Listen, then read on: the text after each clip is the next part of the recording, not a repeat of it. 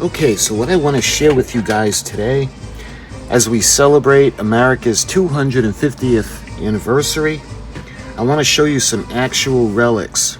And this is going to be from the Battle of Yorktown, Virginia, during the Revolutionary War. So I had gotten this, and I was worried that it was going to be fake. But I figured, you know what, even if it is fake, the history behind this is very real. So I had gone ahead and I had gotten it. It does come with a certificate of authenticity, but let's face it, anybody can make up this stuff. But I'll put the website up, and if they're still available, I'll put a link so you guys can check them out or get one if you want. But let's take a look. This is the actual Battle of Yorktown, Virginia. This is a relic. This is a pistol ball and a flint that were found in Yorktown, Virginia, where the final battle of the Revolutionary War was fought.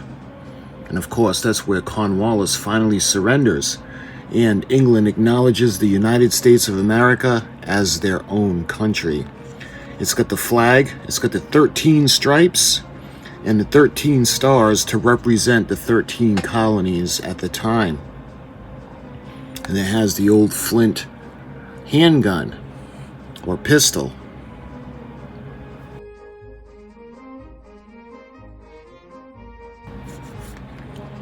So when you fire these weapons, you'd have to do it at close range because these are not very accurate because they're not rifled. The inside of the barrel is smooth and the ball is smooth. And when you think about accuracy with firearms, you think of the barrel being rifled, or it has the treads that go down to keep it straight. And the same thing with the muskets, or the rifles that they had used, the time period. So you can see we got the little ball, and that would have gone in down the barrel. And then the powder. I think the actual loading process would have been the powder, the musket, pack it down. The flint would go in where the hammer is. And you can see the flint, the block of flint. And then when they pull the trigger, the hammer comes down, ignites the flint, igniting the powder, and pushing the projectile out of the front of the barrel.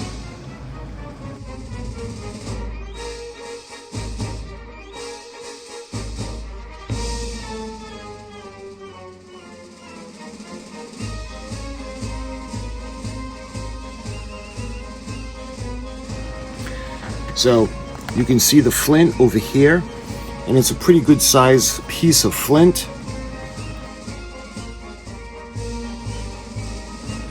Maybe that would be an interesting video to see the process or the procedure of actually loading and firing a musket.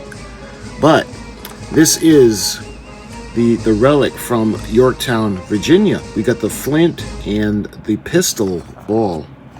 On the back, you can see the American flag, and then you see what says Certificate of Authenticity, and this would be number 4132588. And this is Authentic American Revolutionary War Relics, guaranteed by Southern Star Displays.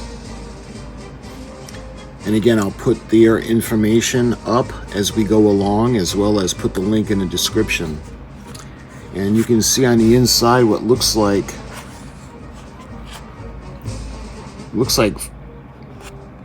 styrofoam, like almost like the insulation ball stuff, but I'm sure that's to keep this up against the clear part on the box. So this is cardboard, but you can see how there are metal pins that go in to keep the box closed. So I'm not about to open this, although I want to. To be honest, I want to see what they feel like, but I'm not going to open this up. So this also comes with what they claim a certificate of authenticity. Actually, it's a card, and I think that's got the same number on it. Yes, 4132588. All guarantees become void if the seal is damaged, and they're talking about I'm sure they're talking about the box with those pins going through. Certificate of authenticity, guaranteed authentic and genuine, a lifetime warranty. Southern Star displays. Southern Star guarantees the relics listed below. And again, the serial number 4132588. And on the back you can see, please retain this certificate. If you have any questions related to the authenticity of the item, please call Southern Star Displays. And it gives the phone number and the email address. And on the bottom you can see the address, the physical address, 743 Old Highway 79, Dover, Tennessee, 37058. And again, it's got the phone number. So when it comes to the Battle of Yorktown, but I want to explain to you guys a little bit on the Battle of Yorktown and the significance that it played. We're going to be using American Heritage, Book of the Revolution, and this would be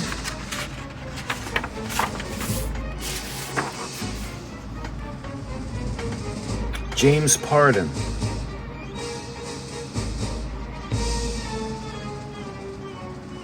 So this book came out in 1958, but I haven't done a video on this book. I think that's what I'll do before the season ends. So when it comes to Yorktown, what was Yorktown? Let me give you a brief overview of the importance of Yorktown and what this book is talking about, to give you a better idea of the relics. So the Siege of Yorktown. In Virginia, Cornwallis dug in at Yorktown to await the Royal Navy. Early in September, the Allied Army reached the head of Chesapeake Bay, where Rochambeau caught sight of General Washington, waving his hat at me with demonstrative gestures of the greatest joy. De Grassy's fleet had won the race and closed off the sea approaches to Yorktown. It was almost too much for the long-suffering Washington to believe. Soon the Allies, some 16,000 strong, were laying formal siege to Yorktown. The 1782 plan at left shows the opposition, the positions of the British in red, French, brown, Americans in blue. Before the town of the Gloucester Point across the York River, the besiegers tightened their death grip with a successful storming of 2 redoubts, and their guns soon enfiladed the British works. The awful music of 52 Allied guns continuously pounding Cornwallis's lines, causing a defender to write, "We could find no refuge in or out of the town." And the picture that they're talking about is this one. You can see the plan. It's way too small for me to read. On the night of October 14th, 2 redoubts anchoring the left of Yorktown lines were stormed, one by the French and the other by the Americans. Below, rebels seen Alexander Hamilton overrun the redcoats and raise the stars and stripes forever. The parapet. And this gentleman above is Rochambeau, placed his French troops under Washington's command, and the 2 generals worked in close harmony during the campaign. And you saw the other photo that they were referencing. Now the Battle of Yorktown is sort of where the British made their last stand. This section is titled The Fruits of the French Alliance, because remember, without the help of France, we might not have won our independence. The painting above by French eyewitness Louis Van, I want to make sure I pronounce it right, Blarenberg, shows a column of white uniformed French troops marching into the siege lines around Yorktown, while officers at the center discuss the situation. On October 17th, exactly 4 years after Burgoyne's surrender at Saratoga, Cornwallis wrote to Washington asking for a ceasefire to settle terms for the surrender of the post of York and Gloucester.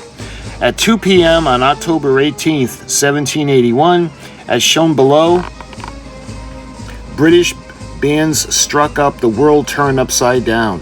The sullen redcoats quit their defenses, began ranks of the French near and Americans, between ranks of the French rear and the Americans. They marched to the field at the upper left to stack arms. That evening, an American officer noticed that the Allied officers and soldiers could scarcely talk for laughing. They could scarcely walk for jumping and dancing and singing as they went about.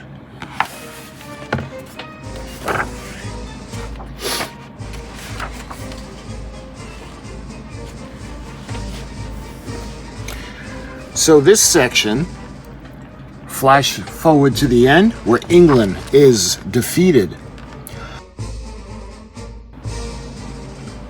The staggering news of Cornwallis's disaster reached England in late November, and North received it as he would have taken a ball in his breast. A war-weary nation called for peace. The Commons declared in March 1782 that it would consider as enemies of His Majesty and the country of all those who advise it or attempt to further prosecution of offensive war on the continent of North America. North's ministry fell, and peace commissioners were appointed by both sides. Washington was not all that sure that Yorktown was the end. "My only apprehension," he wrote, "is lest the late important success, instead of exciting our exertions, should produce such a relaxation in the prosecution of the war as will prolong the calamities of it." But Sir Guy Carleton, replacing Clinton as commanding general in America, proceeded to evacuate the cities of Savannah and Charleston in consequence of an unsuccessful war. Through the summer and fall of 1782, peace negotiators labored in Paris, and on November 30th, agreement was reached with the American commissioners, and when England came to terms with France and Spain. Formal treaty of peace was signed on September 3rd of 1783. 8 long bitter years after the ragged volley was fired on Lexington Green, the war was officially over. America had won its independence. When we look at this painting, or this illustration, in this delightful, distorted French view of Cornwallis's surrender, Yorktown appears as a medieval town. The fleet is pointedly at water's edge, and the field of combat is dominated by the French, their officers rearing mounts. Below, what they're referencing, is King George III's proclamation called for the cessation of hostilities on February 14th of 1783. The final peace treaty was signed some 6 months later. When we look at this illustration, a committee safety handbill. We'll look at this one first.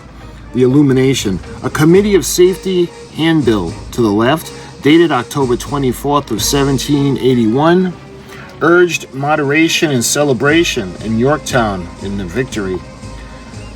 So this says, Colonel Tigman, aide-de-camp in His Excellency George Washington, having brought official accounts of the surrender of the Lord Cornwallis and the garrisons of York and Gloucester. Therefore, citizens who choose to illuminate on the glorious occasion will do this evening at 6. In this illustration over here, the Dutch print is a satire. Cornwallis's surrender shows the rebels. In the background is Indians on the near shore. Britain's emaciated cow of commerce is mocked by European enemies, while the Englishman and the howling British lion mourns their empty war chest.